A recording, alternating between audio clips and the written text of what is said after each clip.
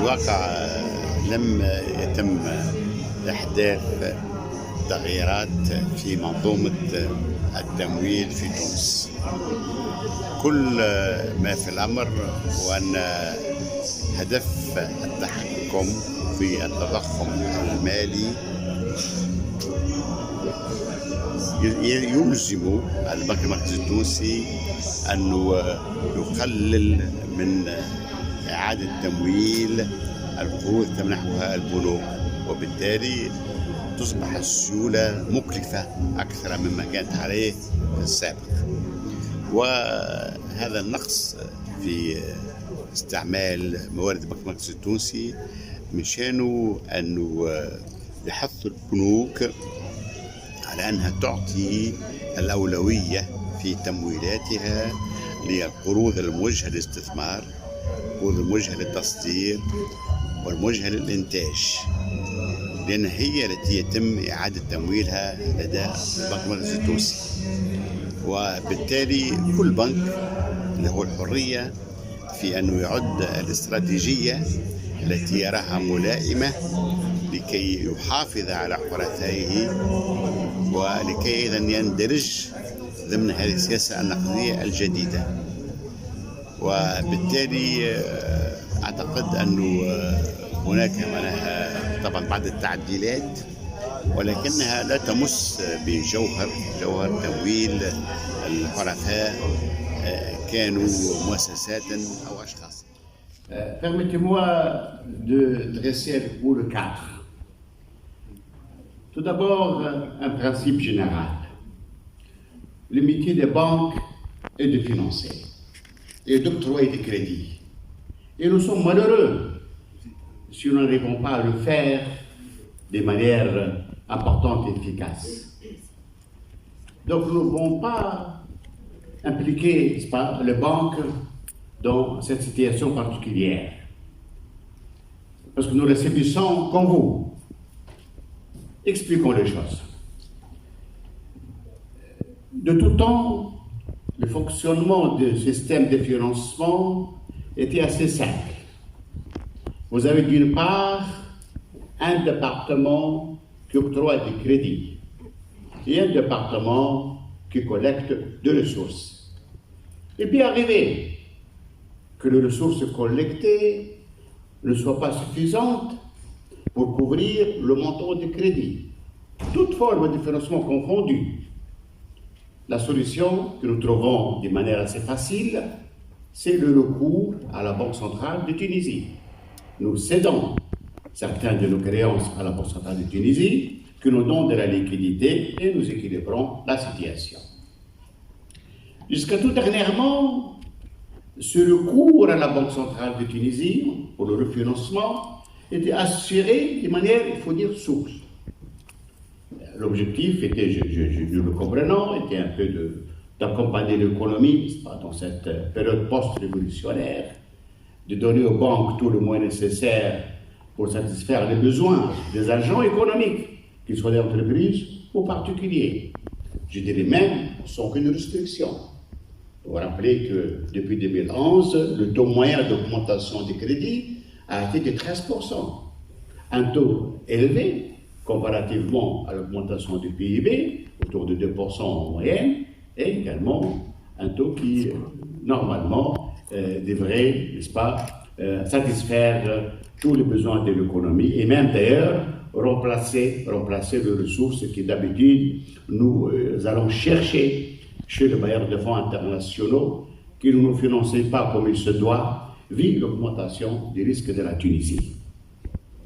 Cette situation, malheureusement, a abouti à un peut-être inconvénient. C'est l'offre, n'est-ce pas, de ressources, l'offre de crédit, a provoqué, avec la situation économique que vous connaissez, un regain de l'inflation. Or, l'inflation est un mal qu'il faut combattre par tous les moyens. L'inflation, tout d'abord, est un facteur d'appauvrissement de la population, parce que le pouvoir d'achat réel va baisser à cause de l'inflation. L'inflation également, c'est quelque chose qui rend difficile les anticipations pour l'avenir, donc rend difficile l'investissement ô combien nécessaire pour la création de l'emploi. L'inflation doit être combattue par tous les moyens. Et l'organe qui est chargé de combattre l'inflation, notre système de gouvernance économique, est précisément la Banque centrale, dont le statut lui impose la mission fondamentale de lutter contre l'augmentation des prix. Alors, c'est un plan théorique. Pourquoi les prix augmentent? Les prix augmentent parce qu'il y a un décalage entre l'offre de biens et de services et la demande de biens et de services. Quand la demande dépasse l'offre, forcément les prix augmentent. Et d'où provient la demande? La demande provient de deux sources. Premièrement, le revenu propre des agents économiques, leur salaire, n'est-ce pas, les dividendes qu'ils touchent, ainsi de suite. Et deuxièmement, le revenu d'emprunt, c'est-à-dire les crédits que l'on obtient auprès des banques pour pouvoir l'exercer pour acheter des biens et des services. Nous ne pouvons pas, il ne faut pas limiter un peu l'augmentation des revenus, parce que le citoyen doit supporter effectivement les conditions de vie normales. Il faudrait donc inévitablement agir sur la deuxième source d'alimentation de la demande, le revenu d'emprunt, donc les crédits bancaires et des leasing. Donc maintenant, la nouvelle politique qui a été entamée au milieu de l'année 2018, qui consistait à prendre des mesures de politique monétaire de nature à réduire la demande des crédits et également l'offre de crédits par la banque. Ça a commencé, comme vous le savez, par l'augmentation du taux du marché monétaire, qui a augmenté durant l'espace de 2 années à peu près de 200 points de base. Par la suite, il y a eu la restriction de refinancement. Par quel moyen? Pour surfinancer à la Banque centrale, pour avoir les crédits de la Banque centrale, la banque présente en contrepartie des actifs. Parce que la Banque centrale va avoir dans son portefeuille des créances gageant l'émission monétaire qu'elle effectue. Ces actifs sont de deux natures, de bons de trésor ou des crédits finançant les créances, c'est la clientèle. Auparavant, la composition des actifs était formée à 60% bons de trésor et 40% créances de la clientèle.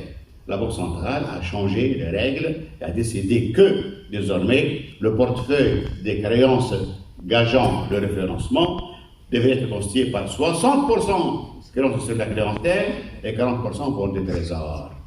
Et là où le bas blesse, c'est quoi? C'est que les banques ne sont pas préparées à cette mutation.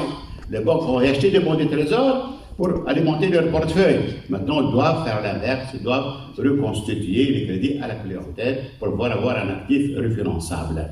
Donc, il y a une limitation de la capacité des banques à recourir au refinancement.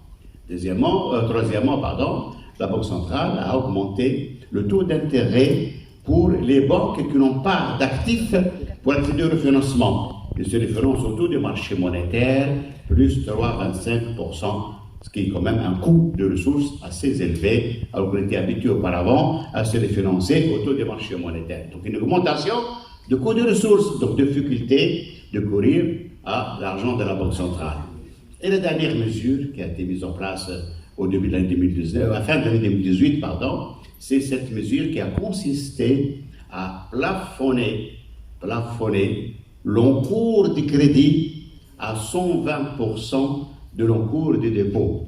La banque qui a 100 millions de dinars de dépôts ne peut pas donner plus que 120 millions de dinars de crédit, sinon elle est sanctionnée par des amendes et par des sanctions prévues par les textes réglementaires.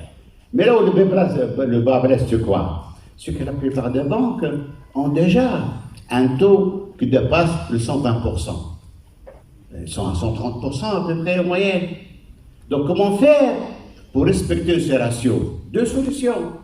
Soit vous augmentez vos dépôts, chose qui est difficile, nous savons tous, la rareté des dépôts en Tunisie, le pari est à peine de 9% du PIB, donc on ne peut pas augmenter assez sensiblement le dépôt, parce qu'effectivement on n'en trouve pas. Et le marché parallèle, comme vous le savez, accapare également une grande partie de dépôts, de la clientèle, des ressources créées par la Banque centrale. Donc le seul moyen, malheureusement, c'est d'agir pour ralentir l'augmentation des crédits afin d'observer progressivement les ratios de 120%. Mais cette situation, vous me dites, certes, va réduire la demande sur le marché, donc certainement va aider à réduire l'inflation, dont le pouvoir qu'a la politique monétaire, parce qu'il n'est pas que ça pour l'inflation, vous savez ça mieux que moi. Mais elle a comme inconvénient de renchérir, rendre difficile le financement des activités économiques. C'est là où entre en jeu des priorités, malheureusement. L'idéal est de financer toutes les activités de la même manière, mais il y a des priorités. La Banque centrale a prioritisé quelques secteurs qui, elle considère qu'ils ont des effets bénéfiques, c'est la croissance économique, l'investissement tout d'abord. Donc il y a une ligne spéciale qui est prévue pour l'investissement, l'exportation ensuite, vous voyez, la PME, ainsi de suite. Donc les banques, par cette nouvelle approche, trouvent intérêt et sont dans l'obligation de privilégier le peu de financement qu'elles peuvent donner aux activités qu'elles peuvent refinancer à la Banque centrale pour générer la trésorerie, donc aux activités créatrices de richesse, aux activités créatrices de l'emploi, aux activités qui contribuent au développement de PIB et également aux réductions de chômage. Et dans ces cas-là, je vous sécurise, je vous tranquillise, il n'y a pas d'instruction particulière touchant un secteur particulier. Il n'a pas été dit que les banques sont appelées à réduire le financement des particuliers, par exemple. Pas du tout. Le financement de l'achat de voitures, par exemple. Pas du tout. Non. Chaque banque adopte la stratégie qu'elle considère la plus appropriée en fonction de cette politique générale que j'avais indiquée, en fonction de sa situation financière, et en fonction un peu de ses objectifs et de son business model. Donc, il n'y a pas d'instruction générale, mais il y a effectivement un changement de comportement qui va toucher tous les secteurs, y compris le secteur qui nous concerne, le secteur de la voiture. Ça, c'est le contexte pour que vous le compreniez convenablement. Mais je pense que le secteur est en train de passer par une rupture. Rupture qui n'est pas liée à cette réglementation. Les choses sont plus profondes. Nous avons maintenant un décalage très important entre le coût de la voiture, n'est-ce pas, l'achat de voiture, et le pouvoir d'achat du Tunisien. La classe moyenne, qui était, disons, le segment cible de la plupart des concessionnaires, n'a pris maintenant les capacités pour pouvoir accéder à des conditions normales, n'hypothéquant pas, n'est-ce pas, son revenu, accéder à la voiture. Donc, il y a effectivement une perturbation qui devrait amener les concessionnaires à changer de modèle. Parce que s'ils gardent effectivement l'ancien modèle, ils risquent de ne pas pouvoir faire évoluer leurs activités comme ils espéraient ou comme ils attendaient. Comment faire maintenant pour trouver des solutions qui tiennent compte à la fois du changement de la politique économique monétaire, qui tient compte également de ce décalage entre l'augmentation du prix des voitures et le pouvoir d'achat des Tunisiens? L'équation est très difficile. Très difficile, parce que ce n'est pas avec une baguette magique, n'est-ce pas, que nous allons effectivement pouvoir redresser la situation. Mais jusqu'à maintenant, comment se finance l'achat de voitures? Se finance par les crédits bancaires. Et je vous expliquais les nouvelles règles qui rendent maintenant de plus en plus difficile ce financement, parce que les crédits à la voiture ne sont pas rescomptables à la Banque centrale de Tunisie. Se finance également par les leasing. Mais le leasing est dans une situation aussi délicate que la banque. L'absence de liquidité, le resserrement, n'est-ce pas, des trésoreries, fait que les compagnies de leasing n'arrivent plus maintenant à boucler leur schéma de mobilisation de ressources. Vous êtes au courant que la plupart des emprunts lancés par les leasing ne se dénouent pas dans le montant annoncé initialement. Vous êtes au courant également que l'accès des leasing aux banques pour être financé se fait plus difficilement parce que les créances sur les leasing ne sont pas refinançables à la Banque centrale. Donc les leasing trouvent que leurs moyens se réduisent d'une manière assez contraignante et ne sont plus en mesure d'assurer les financements du secteur de la voiture comme il le faisait auparavant. Et d'ailleurs, partout dans le monde, il y a une sorte de rupture dans le marché des voitures. La donnée de base qui a été faite qu'on finance l'acquisition d'une voiture. Les évolutions technologiques maintenant, touchant principalement la voiture électrique, la voiture sans chauffeur, font que les opérateurs glissent de la notion de la propriété vers la notion de la location, de l'usage. Les agents économiques, personnes et également sociétés, ne comptent plus maintenant acheter une voiture pour en faire la propriété des ménages ou d'entreprises. Ils veulent l'utilisation d'un service de transport, moyennant une location pour un temps déterminé, pour les déterminés d'une voiture déterminée. Donc le prisme dans lequel nous sommes en train de réfléchir est différent maintenant. Et je pense que c'est une des pistes que nous pouvons emprunter et développer pour sortir des guipiers de la difficulté de cette adaptation entre coût de voiture et pouvoir des citoyens. C'est de développer des schémas de financement alternatifs.